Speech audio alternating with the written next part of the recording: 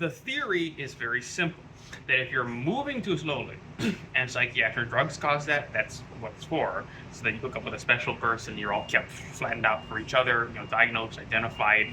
It actually, you can walk through the same places as everybody else, go through the same public places, and what ends up happening is you end up only connecting with your own. So you're a disintegrated disintegrated puzzle piece from everybody else. You can't get your hands on people. Like going back to Shane Enright, this goes to get your hands on people.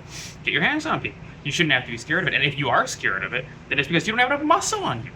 And you're just worried some guy's going to come up from behind you and punch you out. You don't even, I do a 360 thing, spin around. If there's someone beautiful on the street corner, this is what I learned from 2022 as well. Now that he's learning it, put him in jail. Is spin around and see if there is someone back there. And yet, that could be a fall boy, remember. That girl's for you, and that guy's not going to end up, trying to make an approach on her. And even though he might know her, he does not know her because you're the one that approaches her, and the whole thing is to hook you up with her. Why even waste your time spinning around? If someone comes up from behind you, all you have to say is, oh, this was too good to be true, and grab the guy. Grab the guy right there. I guess I'm gay now.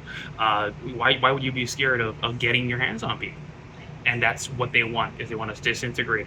But the theory is very simple, that if you're moving too slowly because you're psychiatrically drugged, you're going to have less muscle. And here's another thing that's going to happen. So if you look at someone's IQ test, and it says they're very good at verbal, but they're very on the low end when it comes to visual-spatial. And so the way that psychologists divide it, there's problems with it. The way that they look at the brain as a jigsaw puzzle, there's problems with it. And I'm going to expose exactly what it is. Yes, you can divide it that way, but by looking at it that way, stopping a spinning wheel, like a spinning wheel on a wheelchair or a bicycle, a person is a spinning wheel. It's endless energy. It's like a star. It's got nuclear fusion. And we're going to now sit someone down for a cognitive test. This is I said I'm a IQ, Stanford-Binet, Woodcock-Johnson, whatever it is. I'm diehard, like Charles Murray. There's so much to be gleaned from it, but it turns out what you're really doing is you're saying we're going to stop a shining star, and we're going to stop the wheel from spinning, emitting gyroscopic energy, and and just impressing the world. And we're going to sit it for a period of time in front of paper, and we're going to have a psychologist administering this test right there, already, all over. Because it doesn't matter. The person's not spinning around. The person needs to be active. The person needs to be in a high state of energy. That says nothing. It says nothing. But if you are measuring someone that's good at making 5 people their servants, which I do need. That's why I have bird shit on my shoulder. I smell bad. I need to get into a hot tub with women because this is all part of what I call the rehabilitation process. I'm always going to need that because of how far behind I am. There has to be a sexual aspect to bathing, and someone has to help me with it.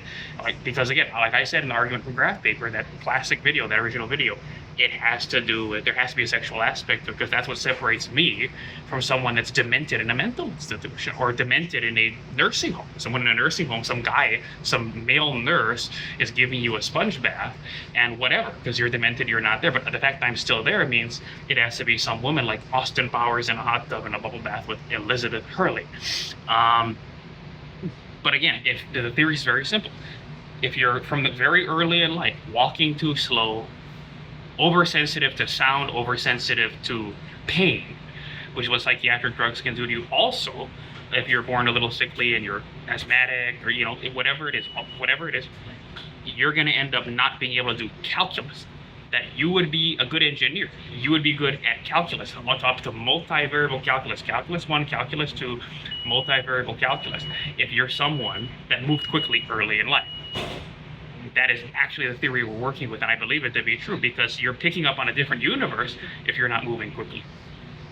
And yes, you'd be an engineer, an actual engineer, if you moved quickly earlier in life. For all the reasons in all the previous YouTube videos.